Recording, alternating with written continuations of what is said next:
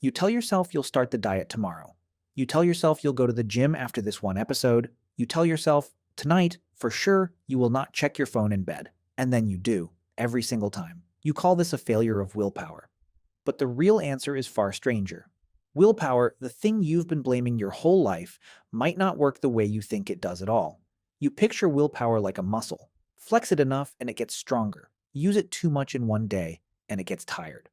This idea feels true because it matches your experience. By the end of a long day, saying no to dessert feels almost impossible. But where did this muscle idea even come from? In 1996, a psychologist named Roy Baumeister ran an experiment that would shape how an entire generation understood self-control. He sat hungry participants in a room with a plate of fresh-baked cookies and a bowl of radishes. Some people were told to eat only the radishes. Some were allowed the cookies. Afterward, everyone was given an impossible geometry puzzle to solve. The radish group, the ones who had to resist the cookies, gave up on the puzzle far faster. Baumeister called this ego depletion. The theory spread everywhere. Self-control, he argued, draws from a single limited tank of mental energy. Use it resisting cookies, and you have less left over for solving puzzles, resisting anger, or staying faithful to your goals. For almost 20 years, this became gospel. Diet books cited it. Business coaches cited it. Parents were told not to make their kids decide too many things before bedtime. Willpower was a battery, and once it ran low, you were basically doomed. But here's the part almost nobody talks about. When other researchers tried to repeat Baumeister's experiment, something strange happened. It didn't always work. In 2016, a massive replication project involving over 20 different labs around the world tried to recreate the original radish experiment under tightly controlled conditions. The combined result, barely any effect at all. Ego depletion, the theory that had shaped fitness apps, therapy techniques, and self-help empires, mostly failed to replicate. So was Baumeister wrong? Not exactly.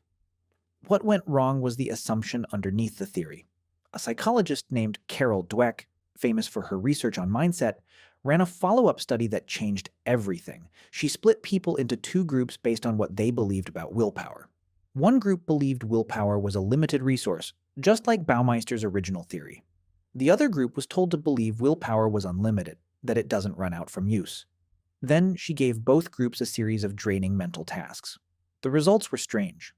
The people who believed willpower was limited did in fact get worse at self-control after using it. But the people who believed it was unlimited didn't get depleted at all. Their performance stayed steady, task after task. Let that sink in for a second. The depletion wasn't really about the number of tasks. It was about the belief. This is where the story gets uncomfortable. Because it means you might be running out of willpower simply because you believe you can. Your brain isn't hitting a hard biological wall the way a muscle hits fatigue. It's making a prediction, and that prediction becomes the outcome. There's a name for this pattern in psychology. It's related to something researchers call self-fulfilling expectation effects, closely tied to the broader placebo response documented across decades of medical and behavioral research. Your expectation doesn't just color your experience. In many cases, it creates it. So why does resisting temptation still feel so hard even if the tank isn't really draining? Here's the twist. Willpower probably isn't a battery at all.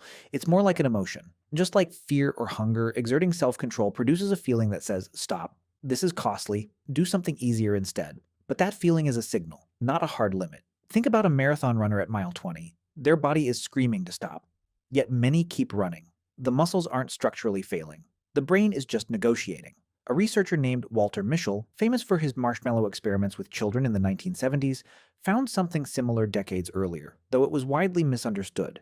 His famous test placed a marshmallow in front of a child and told them if they waited 15 minutes without eating it, they'd get 2. Kids who waited longer tended to have better outcomes later in life, in school and beyond. Everyone assumed this proved some children were simply born with stronger willpower. But Mischel's later research told a different story. It wasn't raw willpower that separated the waiters from the eaters. It was strategy. The children who succeeded weren't grinding through pure resistance. They looked away. They sang songs. They pretended the marshmallow was a cloud instead of food. They tricked their own attention. Do you see the pattern forming here? Willpower isn't a tank you drain by fighting temptation directly. It's closer to a set of tools for redirecting your own mind so the fight never has to happen at all. This reframes everything about how you've judged yourself.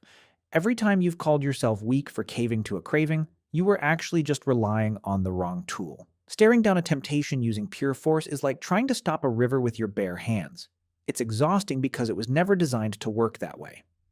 Modern research backs this up further. A psychologist named Angela Duckworth, known for her work on grit, found that people with the strongest self-control in daily life aren't the ones white-knuckling through temptation more often.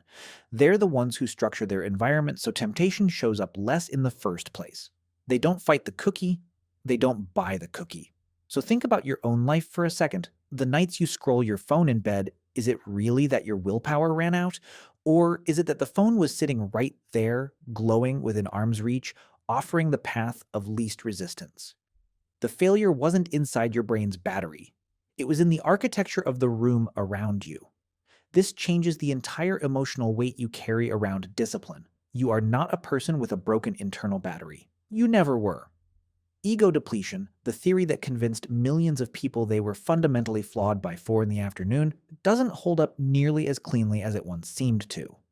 What holds up instead is something almost hopeful. Your mind responds to belief. It responds to strategy. It responds to the shape of your environment far more than it responds to sheer force of will. Ancient humans never needed willpower the way you think about it today. There was no refrigerator stocked with options at 2 a.m. There was no infinite scroll engineered by teams of behavioral scientists to hold your attention as long as possible. Temptation used to be rare and effortful to reach. Today it's constant, and it's optimized to defeat you. Maybe the truth was never that your discipline is weaker than your ancestors. Maybe it's that you were simply never designed for a world with this much frictionless temptation in it. So the next time you slip, tomorrow, on the diet, on the workout, on the promise to put the phone down, consider a different question than the one you usually ask. Not, why is my willpower so weak? But what belief am I carrying into this moment, and what could I change about the room around me instead of the resolve inside me? You tell yourself you'll start again tomorrow, but maybe tomorrow doesn't need more willpower from you at all. Maybe it just needs a different room.